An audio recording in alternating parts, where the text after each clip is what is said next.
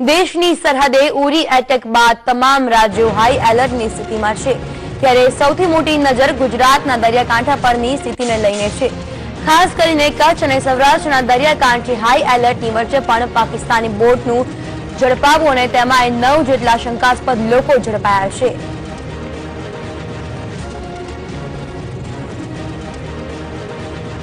તો આજ વિશે જાણકારી આપવા માટે જોડાઈ ગયા છે દ્વારકાના એસપી।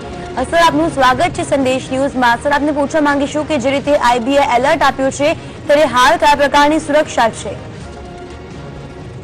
જી, આ અમને જુદી જુદી ગુપ્તચર એજન્સીઓ અને અમારા ગૃહ મંત્રાલય, ગૃહ વિભાગ વગેરે તરફથી અમને જે અલગ અલગ ઇનપુટ મળેલા છે અને એ માહિતી પ્રમાણે દરિયાઈ માર્ગે આતંકવાદીઓ આવવાની પૂરી સંભાવનાઓ છે અને એ અનુસંધાને અમે બેટ દ્વારકા, જગત મંદિર દ્વારકા,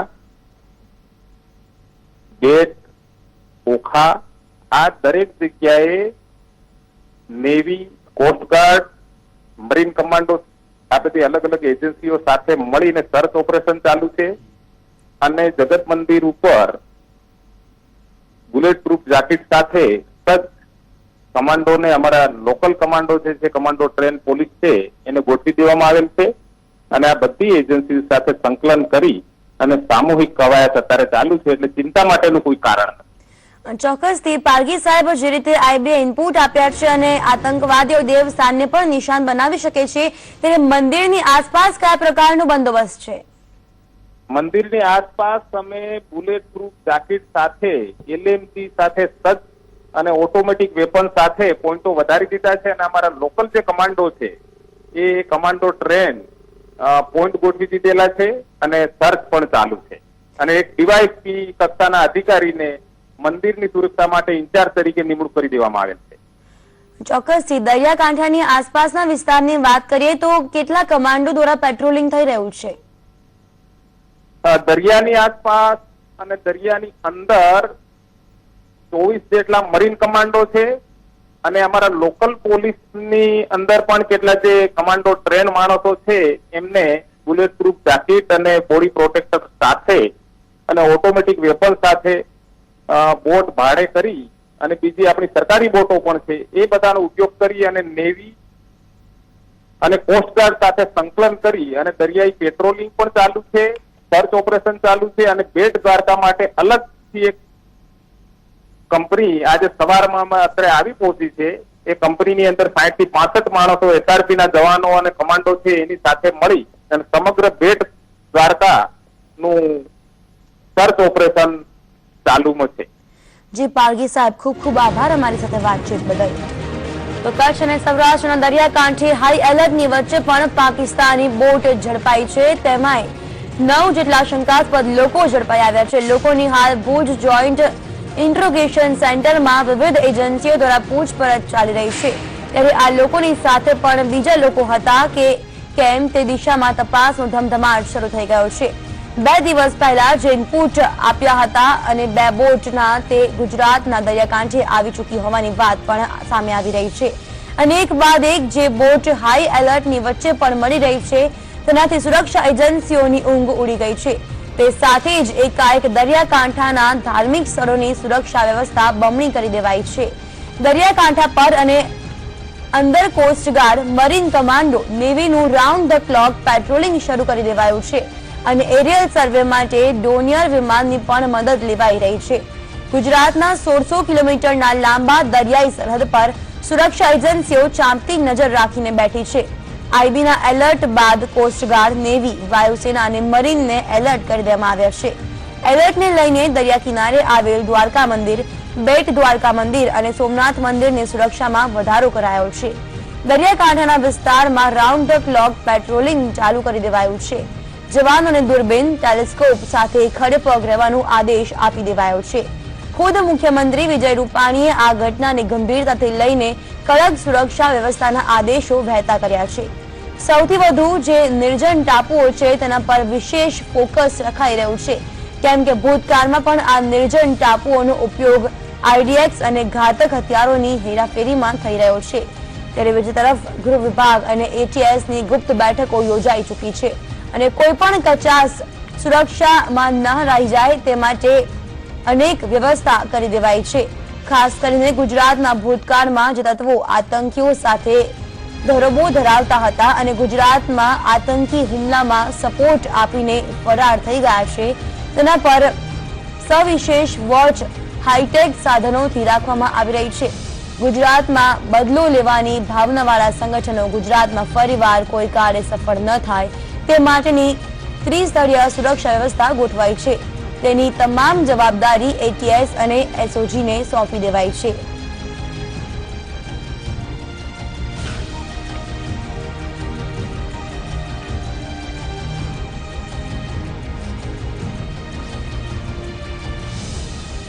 તો આ જ વિષય પર વધુ માહિતી આપવા માટે જોડાઈ ગયા છે સંવાદદાતા મનોજ અગ્રવાલ। મનોજ, જે રીતે આતંકી એલર્ટના પગલે દેશભરમાં એલર્ટ આપવામાં આવ્યું છે, સુરક્ષા વધારી દેવામાં આવી છે, ત્યારે કચ્છ અને સૌરાષ્ટ્રની વાત કરીએ તો કયા પ્રકારની સુરક્ષા જોવા મળી રહી છે? જે રીતે ગુજરાતના જો દરિયાકાંઠાની વાત કરીએ તો શરૂઆતથી સંવેદનશીલ માનવામાં આવી રહ્યો છે। 1600 કિલોમીટરનો દરિયાકાંઠો સુરક્ષાની દ્રષ્ટિએ ખૂબ જ મહત્વપૂર્ણ છે અને ઉરી એટેક બાદ પણ જે પાકિસ્તાન પ્રેરિત જે આતંકવાદ હજુ પણ જે પોતાનો જે અખતરા ચાલુ છે ને જે ગોળીબાર કર્યો છે, ઘૂસણખોરીનો પ્રયાસ કર્યો છે, તેને લઈને ગુજરાતની જળ સીમાઓને વધુને વધુ સઘન બનાવાઈ છે। જે દરિયા કોસ્ટની જો સુરક્ષાની વાત કરીએ તો ત્યાં મરીન કમાન્ડો ફોર્સને તે તૈનાત કરવામાં આવે છે, તેઓ પેટ્રોલિંગ કરી રહ્યા છે અને અંદર તે કોસ્ટ ગાર્ડ પણ 24 કલાક રાઉન્ડ ધ ક્લોક જે પેટ્રોલિંગ કર્યું છે। બીજી મહત્વની વાત કે જે લોકલ સ્તરે જે સ્લીપર સેલ છે જે આતંકી સંગઠનોના સંપર્કમાં હોઈ શકે છે અથવા તો ભૂતકાળમાં લોકો એ સંપર્ક ધરાવતા હતા, તમામ લોકોની એક યાદી એટીએસે તૈયાર કરી છે અને એટીએસ પણ પોતાની રીતે આ તમામ તત્વો પર સર્વેલન્સ રાખી રહી છે। દેશમાં હોય કે વિદેશમાં તમામ તત્વોની એક યાદી બનાવાઈ છે અને તેમની દ્રષ્ટિએ પણ એ નજર રાખી। બીજી મહત્વની વાત એ કે ગુજરાતના દરિયાકાંઠામાં 300 જેટલા નિર્જન ટાપુઓ છે કે જેમાં ગમે ત્યારે કોઈ પણ વ્યક્તિ પ્રવેશ કરી શકે છે અને કેટલાક ટાપુઓ પર કેટલાક ધાર્મિક સ્થળો પણ આવેલા છે કે અવારનવાર તેઓ દર્શનાર્થી તેનો લાભ લેતા હોય છે। તો જે દ્વારકાની વાત કરીએ કે જે એલર્ટ આઈબીનું આવ્યું છે કે દરિયાકાંઠાના જે ધાર્મિક સ્થળો છે ત્યાં લોકો જે ત્રાટકી શકે છે તો તેની સુરક્ષાને પગલે દ્વારકાના જે 24 પૈકી 22 જે નિર્જન ટાપુઓ છે જે માનવ રહિત છે ત્યાં જવા પર પ્રતિબંધ ફરવામાં આવ્યો છે। જિલ્લા મેજિસ્ટ્રેટ દ્વારા એક જાહેરનામું બહાર પાડવામાં આવ્યું છે અને 1 ડિસેમ્બર સુધી અમલમાં રહેશે અને આ જાહેરનામાનો ભંગ બદલ કડકમાં કડક કાર્યવાહી પણ થઈ શકે છે। બીજી મહત્વની વાત કે અગાઉ પણ ભૂતકાળમાં નિર્જન ટાપુઓનો ઉપયોગ આરડીએક્સ લેન્ડિંગ અને ઘાતક હથિયારોની હેરાફેરીમાં થઈ ચૂક્યો છે અને મુંબઈના 1993ના બોમ્બ બ્લાસ્ટમાં અને ત્યારબાદ 26/11ની ઘટનામાં પણ આજ ગુજરાતનો જળ સીમાનો ઉપયોગ કર્યો હતો। એક વર્ષ પહેલા પણ પોરબંદરથી 400 નોટિકલ માઇલ એક બોટને પણ કોસ્ટ ગાર્ડે ઝડપી લીધી હતી રાજરતન સીપે અને બાદમાં આ પ્રકારના કેટલાય આતંકી ગતિવિધિ જે નાકામ બનાવે છે। તો ફરીવાર આ જે તત્વો સફળ ન થાય તેનું ખાસ તકેદારી રાખવામાં આવી છે। બીજી મહત્વની વાત સૌથી ચિંતાજનક એ કે છે કચ્છના જે પડાણા ક્રીકમાં એક બોટ ઝડપાઈ છે, 9 માછીમારો જે હોવાનું માનવામાં છે, પરંતુ જોઈન્ટ ઇન્ટ્રોગેશન જે ચાલુ છે તેમાં માછીમારો ન હોવાનું એક પ્રાથમિક માહિતી બહાર આવી રહી છે। કારણ કે જ્યારે કોસ્ટ ગાર્ડે તેમને ઝડપ્યા ત્યારે તેમણે સામેથી આ જે 9 લોકો સવાર હતા સામે તેમની ઉપર એટેક કરવાનો પ્રયત્ન કર્યો હતો અને તેને સરેન્ડર ન થતા તેથી જે ટીમો માની રહી છે સુરક્ષા એજન્સીઓ કે આ માછીમારો નહીં હોવાનું એક શંકાસ્પદ લોકો હોવાનું મનાય છે। તેથી અલગ અલગ ટીમો દ્વારા 9 લોકોનું તેનું અલગ અલગ ઇન્ટ્રોગેશન ચાલુ છે। બીજી મહત્વની વાત કે આટલું મોટું હાઈ એલર્ટની સ્થિતિ વચ્ચે પણ આ પ્રકારની બોટો ગુજરાતની જળ સીમા સુધી કઈ રીતે ઘૂસે છે તે એક સૌથી મોટો સવાલ છે। બીજી ચોકસાઈની વાત કરીએ તો દરિયાકાંઠાની જે IBM Indian maritime boundary line છે ત્યાંથી 20 કિલોમીટર સુધીમાં કોઈ પણ માછીમારો ન જવાની પણ સૂચના આપવામાં આવી છે।